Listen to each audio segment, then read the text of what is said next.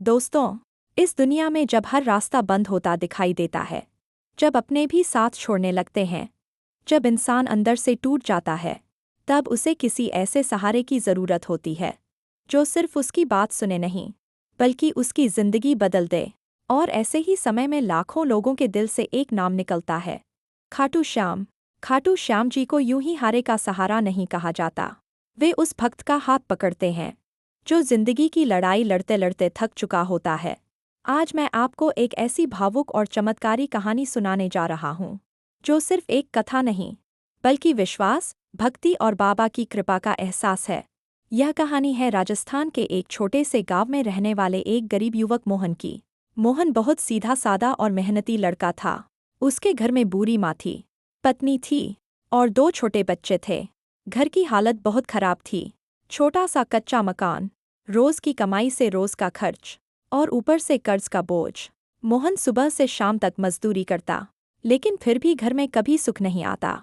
कभी माँ की दवा के पैसे नहीं होते, कभी बच्चों की फीस रुक जाती, तो कभी घर में राशन खत्म हो जाता। धीरे धीरे परेशानियां इतनी बढ़ गई कि मोहन के चेहरे की मुस्कान गायब हो गई। एक दिन तो हद ही हो गई। जिस खेत में मोहन मजदूरी करता था, वहां मालिक ने काम बंद कर दिया। अब मोहन के पास कोई काम नहीं था। घर में बस 2 दिन का राशन बचा था। बच्चों की आंखों में भूख थी, पत्नी की आंखों में चिंता और माँ की आंखों में बेबसी। उस रात मोहन बहुत देर तक जागता रहा। वह आसमान की तरफ देखकर रो पड़ा। उसके मुंह से बस इतना निकला, हे भगवान, अब मैं क्या करूं? कहाँ जाऊं? किससे मदद मांगूं? अगले दिन गांव में एक कीर्तन हो रहा था। मोहन वैसे तो कभी ऐसे कार्यक्रमों में नहीं जाता था, लेकिन उस दिन न जाने क्यों उसके कदम खुद ब खुद वहां पहुंच गए। वहां उसने पहली बार इतने प्रेम से लोगों को गाते सुना, हारे का सहारा, बाबा श्याम हमारा। मोहन चुपचाप एक कोने में बैठ गया। भजन की आवाज़ उसके दिल में उतरती चली गई। ऐसा लगा जैसे उसके अंदर जमा दर्द पिघलने लगा हो।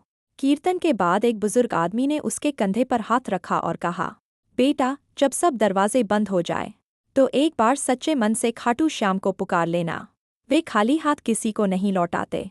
मोहन ने पहली बार बाबा श्याम का नाम दिल से लिया। उस रात घर आकर उसने एक छोटा सा दीपक जलाया, हाथ जोड़कर कहा, बाबा, मैंने सुना है आप हारे का सहारा हैं। मैं सच में हार गया हूँ, अब आप ही संभाल लो।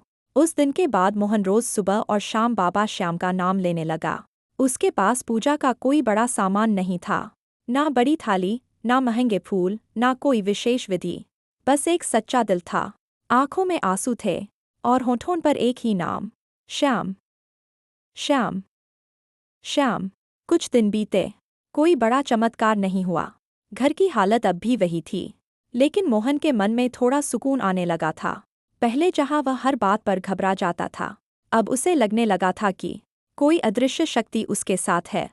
फिर एक दिन अचानक गांव में खबर आई कि पास के कस्बे में एक व्यापारी को गोदाम के लिए भरोसेमंद आदमी चाहिए। मोहन भी वहां पहुंच गया। बहुत सारे लोग काम मांगने आए थे। व्यापारी सबको देख रहा था। जब मोहन की बारी आई, तो व्यापारी ने उससे कुछ सवाल पूछे। मोहन ने ईमानदारी से जवाब दिया। व्यापारी ने कहा, तेरे पास अनुभव कम है, लेकिन तेरी आंखों में सच्चाई है। आज से तू काम पर आ जा। मोहन को काम मिल गया। वह खुशी से रो पड़ा। घर आकर उसने सबसे पहले बाबा श्याम की तस्वीर के सामने सिर झुका दिया। उसने कहा, बाबा, यह आपकी कृपा है। धीरे धीरे सब ठीक होने लगा। माँ की दवा समय पर आने लगी, बच्चों की फीस भर दी गई, घर में राशन आने लगा। मोहन की पत्नी के चेहरे पर भी उम्मीद लौट आई। लेकिन दोस्तों, अभी असली चमत्कार बाकी था। एक रात मोहन की माँ की तबीयत अचानक बहुत बिगड़ गई। सांस लेने में तकलीफ होने लगी। गांव में डॉक्टर नहीं था, पास का अस्पताल काफी दूर था, घर में इतने पैसे भी नहीं थे कि तुरंत गाड़ी कर सकें। मोहन घबरा गया।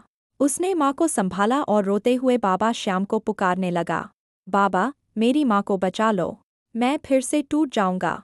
उसी समय दरवाजे पर दस्तक हुई। मोहन ने दरवाज़ा खोला तो सामने वही व्यापारी खड़ा था जिसने उसे काम दिया था। वह बोला, पता नहीं क्यों, आज रात मेरा मन बहुत बेचैन हो रहा था। ऐसा लगा जैसे मुझे तेरे घर आना चाहिए। चल जल्दी, मैं गाड़ी लेकर आया हूँ। मोहन कुछ पल के लिए स्तब्ध रह गया। रात के उस समय, बिना बुलाए, इतनी दूर से व्यापारी का अचानक आ जाना, यह किसी सामान्य बात जैसा नहीं था।